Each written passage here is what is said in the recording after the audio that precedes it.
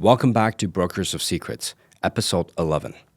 Now, in this episode, we're going to talk about one of the most important topics. It's called secondary gain, meaning something to gain from losing, failing, and having struggles. Something to gain from actually not getting what you want. Now, that sounds not very logical, right? Why would you do something just so that you could gain something out of losing, right? But that's actually quite common. People do it all the time. In fact, this is the number one problem when it comes to creating success in all areas of life. It's not the environment, it's not the people, the skill set, it's not your ability to communicate, it's not your talent, your IQ, it's none of those things. Is what do you have to gain from not getting what you want?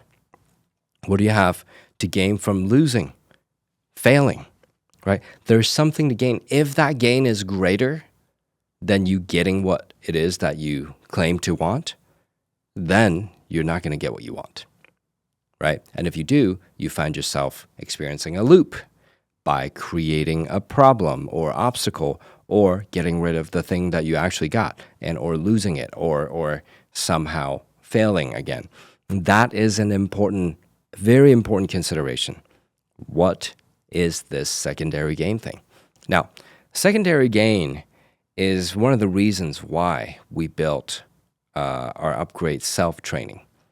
When it comes to being able to remove and install programs, the most important program to remove is our secondary gain. Now, you may say, William, really? Like of all the things we could be removing secondary gain is that important? I think so. Here's why. Let's talk about a little bit about why that is and why it matters to you and why you need to learn and understand secondary gain today. So, secondary gain is so powerful, and yet it can be so unconscious that we don't even know we're doing it. It's like a silent sabotager, right? It's the silent code or virus that's behind the scene working and creating the damage that you don't even know. The chaos, right? So imagine this. Imagine this. It's a real story about my grandfather, but I want you to imagine this. Just picture what I'm telling you. My grandfather got married, and then if you guys listened to my origin story in episode 1, you would know about this already. Anyway, I believe I did share this. My grandfather got married. 11 days later, he went to do business in a different country, and that was during World War II. And then he couldn't return for 11 years. Now, when he got home, finally, after 11 years, people were like, whoa, he's alive. And thank goodness my grandma waited for him. And then they finally started having kids. Now, he lost all of it, all of the wealth, all of his money, everything he ever built. He came from a wealthy merchant family, but he lost it all during those 11 years. You can imagine what could possibly happen in 11 years. A lot, right? And so, what kind of secondary gain could there be? When he got home, he began to run this loop of if I create success, then I would lose family and love and relationship. So he would create scenarios where he couldn't succeed and that he wouldn't be taken away from the family just so that he can keep the family relationship intact. Now imagine that for a moment. It's hard for the whole family to understand, to really even empathy is something that you can experience in this scenario, but it's still very difficult to feel how intense the pain would have been for my grandfather to literally be married. 11 days later, he was not seen for 11 years, 10 or 11 years. That's a lot. That's a long time, right?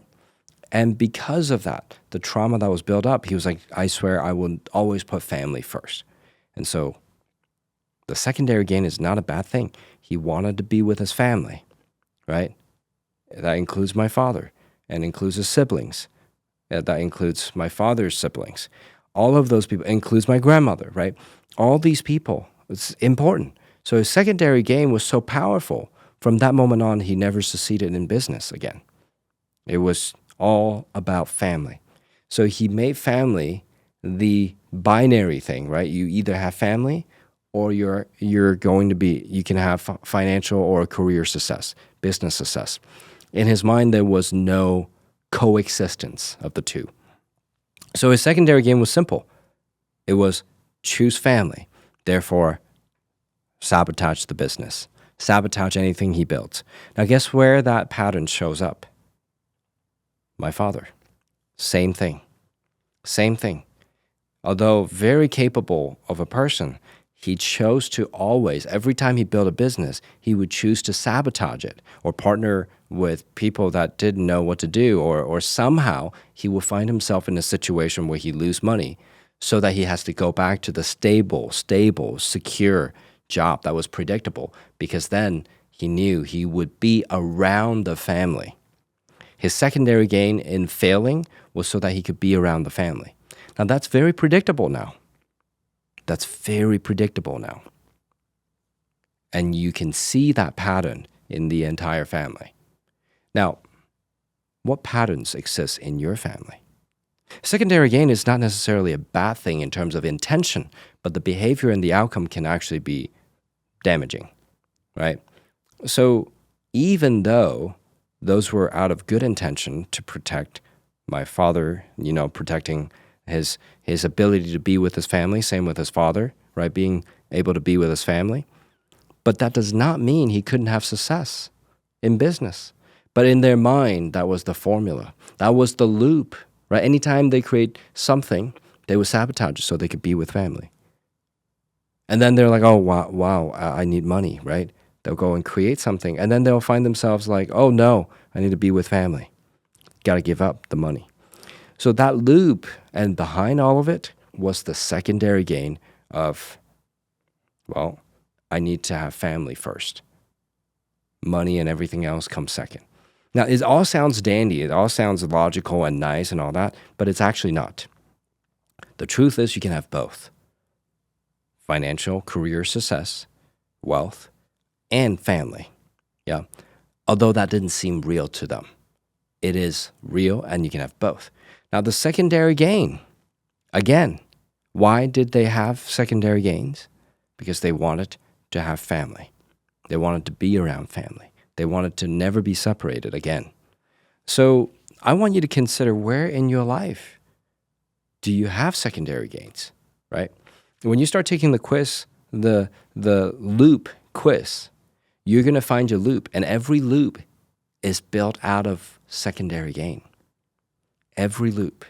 So when you find the secondary gain, after you really understand what loop it is, because in order to find the secondary gain, you need to understand the loop and every peaks and valley, right?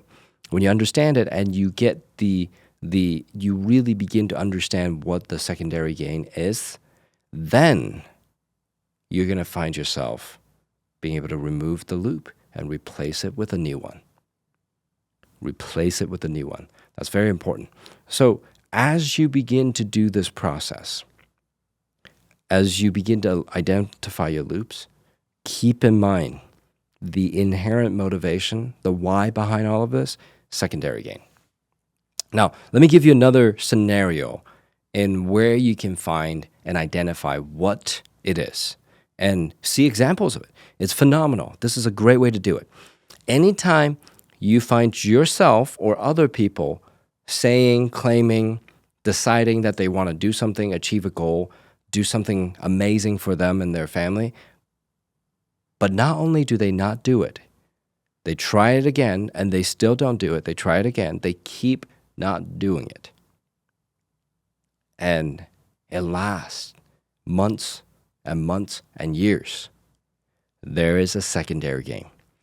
In simple words, anytime you see something that you want to change, that you couldn't change, and that you don't change, or for whatever reason you don't change, over a period of, and I'm being generous here, over a period of 3 months or longer, you should begin to notice what the secondary gain is, or at least pay attention and start to understand. Ask yourself, what's the secondary gain here? What can I gain from not getting what I want?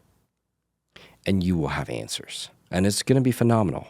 when you do that, because you'll be able to quickly understand what's the actual obstacle behind your success in a specific, achieving a specific goal or a specific area of your life. It's that one secondary gain that's hidden in your unconscious. And to find it, it's very simple. Look for the loop and ask yourself, what can I gain from it by not getting what I want here? Yeah. And I'll tell you what, a lot of it has to do with the basic needs that we have as humans. And basic, they're not so basic, but it depends on what you mean by basic, right? Love, appreciation, respect, gratitude, attention. These things are the reason. These things are amongst the reasons of secondary gain.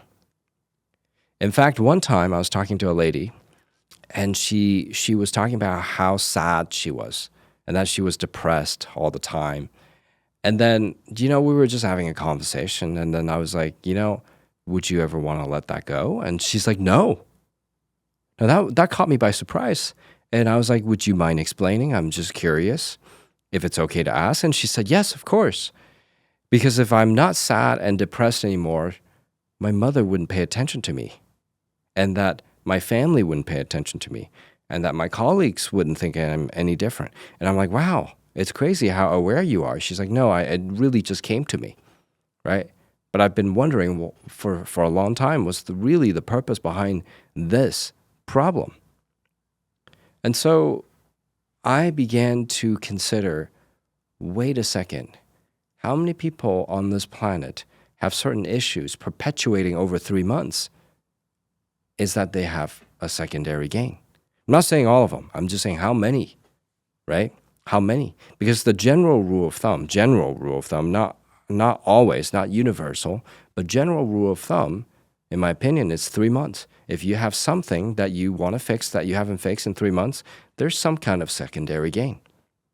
And if you find the actual gain and you negotiate with your subconscious, like, hey, you know what? I can get the attention I want, even though I am not sad anymore, right? Unconscious, literally treating your unconscious like it's a very, very, very genius level little kid, a protege. But you need to negotiate with. It's capable of doing anything for you, but it has its own ideas based on your past and previous programming, from what you observed as a kid, what you learned as a teenager. As you understand this, you can begin to negotiate. And then you'll realize your unconscious mind is very agreeable. It actually wants you to win or win more. So when it comes to secondary gain, you need to understand the reason why is because there's something more to gain than actually solving the problem. Something more to gain by not solving the problem than actually solving the problem, yeah? That's where the secondary gain could be coming from. Or past rehearsed memories or events that cause them to believe that, hey, in order for them to, like this lady, right, that I was just talking about, in order for them to get love, they need to struggle. They need to struggle to get love. So they find themselves in a cycle or a loop of struggling, thriving in love, right, receiving love from their family, struggling when the love dips. And then they get more love, they succeed. So now we cannot let ourselves be dependent on other people's actions like that, or emotions or states. We need to make choices and decisions. That's another way for you to begin to understand that, hey, I can actually break this loop and remove all of the secondary gain, right? Of course, as you learn how to do this, you are the one that are going to, well, here's the thing, start with making that decision. And as you begin to learn about all these loops, you'll realize, wait a second, I can have it all. I can have both. I can have the beneficial outcome of having a win or win more loop, no longer the old loop, right? It's the win or win more loop, and I can be loved. People can, respect and love you and whatever it is that you actually desire. So let me say this. As you look at secondary gains, I remember, I'm going to give you identity level one. I remember there was a time that I found myself having a really difficult time going to the gym. I was just like, man, I'm not doing this. I'm not interested. I don't want to do it. And even when I say I want to do it out loud, I still didn't do it. I found myself not going. And I did some digging. I had some conversations with my subconscious, did some meditation. I used some of the upgrade processes to resolve this. And what I learned from it was very simple, yet shocking. What I learned from it was the reason I didn't want to go to the gym and eat healthy and did well in terms of fitness back then was because I observed my parents sacrificing their health to be good parents. They did everything they could, including sacrificing their health, to provide.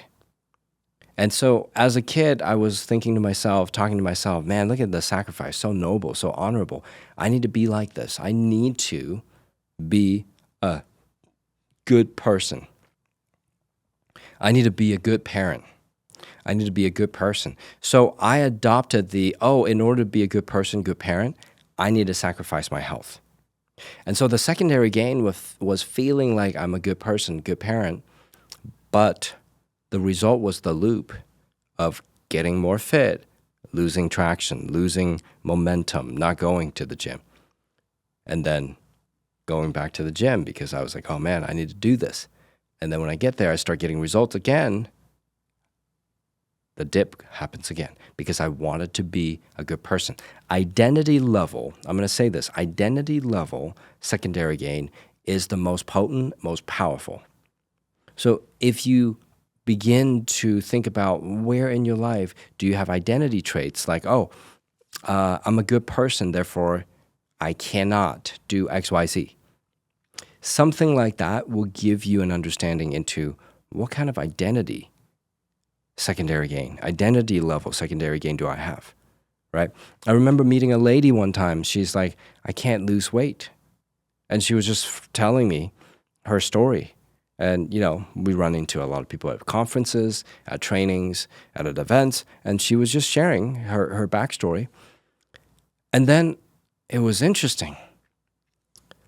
She began to share that the reason she couldn't was because of the food, because of the system that we live in, the environment. She even blamed it on the, air quality. I mean, air quality is very important too, and that's a hugely important thing. That being said, she literally blamed it on everything. But what I'm interested in is how can we understand what the secondary gain is so she can actually properly blame the secondary gain. So jokingly, she still, after much persuasion, thought it wasn't her that was making herself not feel well and that her physical body, she couldn't lose the weight. She was wanting and was committed to saying it's someone else. But here's the thing. Finally, she realized when she was younger, she decided to be bigger physically so she could have a bigger, thicker boundary around other people, around herself, really, to protect herself from other people. It was a way to distance herself, protect herself. And also she knew if she became more, bigger and or in her words, obese, she said she couldn't be hurt romantically. Now, these are her words. She even said that none of the men that she was attracted to would be attracted to her, so it would prevent her from having a heartbreak. Think about how many secondary gains you just heard right there, all layered and all associated with her physical well-being. And that's important because sometimes it's not the hardware, it's not the effort, it's the software that is running a loop and that it has a secondary gain, which is the motivation, the driving force behind the loop. And those unresolved keeps the loop going. Those unresolved causes these issues, these interesting events to occur outside of you. So I encourage you from this moment on to pay attention to any time when you don't have what you want and you do it over and over again for 3 months or more. you ask yourself, is there any secondary gain? Is there something to gain from not getting what I want here? And if the answer is a yes, and trust me, you don't need someone to tell you yes or no. Your own subconscious mind should either whisper or scream or in between those, right? It will give you an audible or visible or kinesthetic answer of some sort and say yes or no, right? And if it's a yes, is there something to gain from not making the money you want? Is there something to gain from not getting the body and the health you want? Is there something to gain from not having the relationship that you want? Is there anything to gain for not growing personally and learning new things and improving quickly? Is there anything to gain for not giving yourself what you want and creating suffering? All of the answers could be a yes or no, right? But if any of them and beyond were a yes, you know there is something going on in the subconscious and your unconscious that prevents you from getting what you want. It's simple, right? It sounds so simple, but almost nobody even think to do this. Not to mention, thinking about doing it does not equate doing it. So I encourage you to identify what your loops are and ask yourself, what's the secondary gain behind this loop? That's straight to the core of reprogramming. Now, if you don't know what your loop is, right? You haven't taken the quiz, which you absolutely are welcome to. The loop quiz, literally, right? It's free. If you take it, you're going to find out which loop you're running the most prominently. As you're doing all this, you identify the loop, ask yourself, what is there to gain if there's something to gain, right? In not achieving what I want, in not getting what I want. And your mind should whisper back yes or no, or scream at you, or in between. Again, your mind should give you an answer. And because of this process, you can begin to uncover all of the secondary gains around the major loops in your life. And if you're like, hey, I still am learning about the loop, I'm going through the sprint, the loop breaking sprint, I still need a little bit more time to understand the loops, that's okay. If you simply ask, is there something to gain from a scenario that you don't like, right? You're going to get a yes or no answer. Your mind's going to answer you. And what's beautiful about that is that you can actually go straight to the core issue and resolve it and get what you want. See you in the next episode.